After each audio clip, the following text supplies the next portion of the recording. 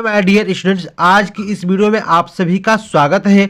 आज की इस वीडियो के माध्यम से हम कक्षा 10वीं विज्ञान के कुछ महत्वपूर्ण आंकिक प्रश्नों को हल करने वाले हैं जो कि बोर्ड पेपर में हर वर्ष पूछे जाते हैं। यदि आप 2025 का बोर्ड पेपर देने जा रहे हैं तो आप वीडियो को जरा भी स्किप न करिएगा, बिल्कुल अंत तक बने रहिएगा, क्योंकि वीडियो के माध्यम से काफ़ी चीज़ सीखने वाले हैं। बोर्ड पेपर में नंबर अधिक से अधिक कैसे लाएंगे, जैसे कि आप देख पा रहे हैं कि ये जो प्रश्न है 2020 में पूछा गया है, 23 में पूछा गया है, फिर यहाँ ये वाला प्रश्न 2014 में, 16 में, 18 में, 20 में प्रश्न आया हुआ है। इस प्रश्न को हम हल करेंगे, वो भी बिल्कुल अच्छे तरीका से।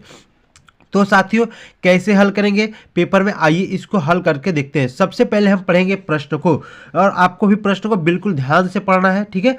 जैसे देखिए, प्रश्न है कि 30 सेंटीमीटर फोकस दूरी के किसी उत्तल दर्पण से कोई 5 सेंटीमीटर लंबा बिंब 30 सेंटीमीटर दूरी पर रखा है। प्रतिबिंब की स्थिति, आकार तथा प्रकृति ज्ञात कीजिए। तो यदि आपको पेपर में ऐसे प्रश्न आते हैं तो कैसे हल करेंगे, आइए जानते हैं इस वीडियो के माध्यम से, ठीक है। देखिए, तो सबसे पहले हम लिखेंगे तो हल क्या करते हैं, यहाँ पे लिखते हैं हल, और आप अपना प्रश्न संख्या जरूर डाल दीजिएगा कि आपका प्रश्न संख्या कौन सा है, ठीक है। उसके बाद हम देखते हैं कि इसमें क्या क्या चीज़ दिया गया है। देखिए, यहाँ पे 30 सेंटीमीटर फोकस दूरी, यानी कि फोकस दूरी की बात किया गया है, यानी कि ये एफ है। क्या है? एफ है। तो आप यहाँ पे लिख लीजिए एफ बराबर कितना है, 30 सेंटीमीटर, ठीक है। उसके बाद देखिए, फोकस दूरी के किसी उत्तल दर्पण से, अब देखिए दर्पण कौन सा है, तो उत्तल दर्पण है, ठीक है, से कोई 5 सेंटीमीटर लंबी बिंब 30 सेंटीमीटर दूरी पर रखा है। देखिए यहाँ पे जो 30 सेंटीमीटर दूरी पर रखा है, इसका मतलब ये क्या हो जाएगा कि ये हो जाएगा हमारा यू, ठीक है। क्या हो जाएगा? यू। यू बराबर कितना हो जाएगा? 30 सेंटीमीटर दिया, कितना दिया गया है? 30 सेंटीमीटर दिया गया, ठीक है। अब देखिए, दर्पण कौन सा है, इस चीज़ को आपको ध्यान रखना है कि जो दर्पण है ये उत्तल दर्पण है। तो उत्तल दर्पण में यू हमेशा क्या होता है, तुलनात्मक होता है। यहाँ पे आप माइनस लगा लीजिएगा, ठीक है। अब उसके बाद देखेंगे क्या ज्ञात करना है, हमें प्रतिबिंब की स्थिति ज्ञात करना है, ठीक है। यानी कि प्रतिबिंब की स्थिति क्या होती है, भी होती है। भी बराबर हमें ज्ञात कर लेना है, ठीक है। इस चीज़ को आप अच्छे से लिख लीजिए। उसके बाद क्या करेंगे, अब देखिए और हमें कुछ दिया है, वहाँ पे लिखा था कोई 5 सेंटीमीटर लंबा बिंब, ठीक है, यानी कि इसको हम H1 मान लेंगे। क्या? H1 बराबर क्या दिया गया है, तो ये दिया गया है 5 सेंटीमीटर, ठीक है। आप इतना काम बिल्कुल अच्छे तरीक़ा से कर लीजिएगा।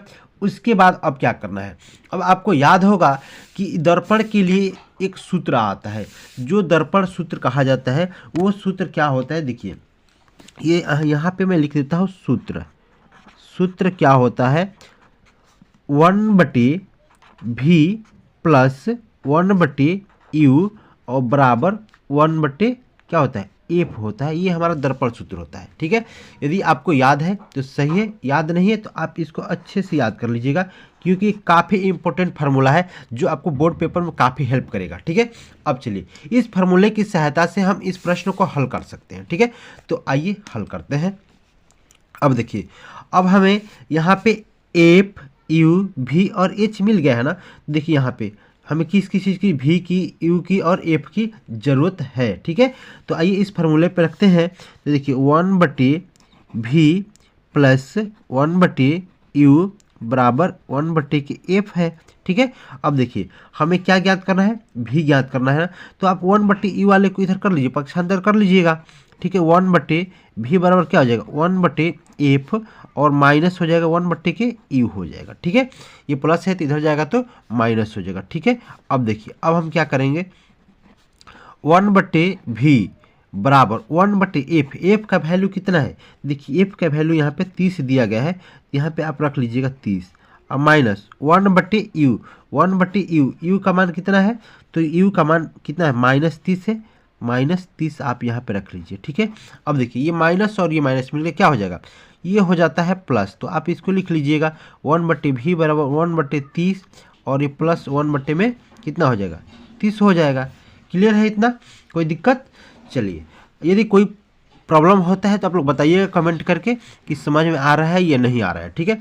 अब देखिए, अब हम यहाँ से क्या करेंगे, 1/v बराबर, अब इसको हम जोड़ लेते हैं, 1/30 और 1/30 कितना हो जाएगा, तो ये हो जाएगा 2/30, 30 हो जाएगा। कितना हो जाएगा? 2/30 हो जाएगा यदि हम जोड़ेंगे तो।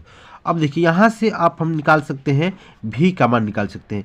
आप ऐसे तिर्यक गुणा कर लीजिए तो 2v बराबर कितना हो जाएगा? 30 हो जाएगा। तो v बराबर कितना हो जाएगा?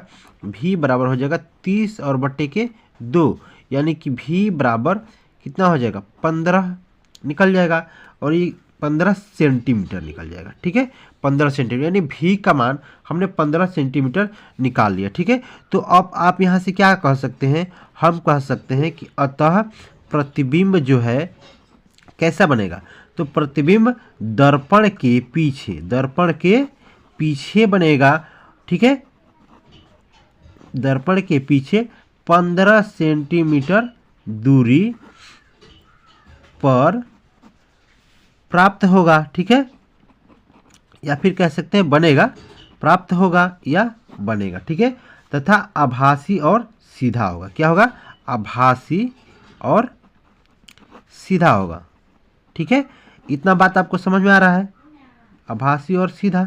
ठीक है, अब देखिए, अब हमें क्या करना है? अब यहाँ से हमें ध्यान दीजिएगा कि हमने क्या चीज़ ज्ञात कर लिया? प्रतिबिंब की स्थिति और प्रकृति ज्ञात कर ली है, लेकिन अभी हमें आकार ज्ञात करना है। ठीक है, तो आकार कैसे ज्ञात करेंगे? आइए, इसके लिए भी एक सूत्र होता है। ठीक है, ये सूत्र क्या होता है?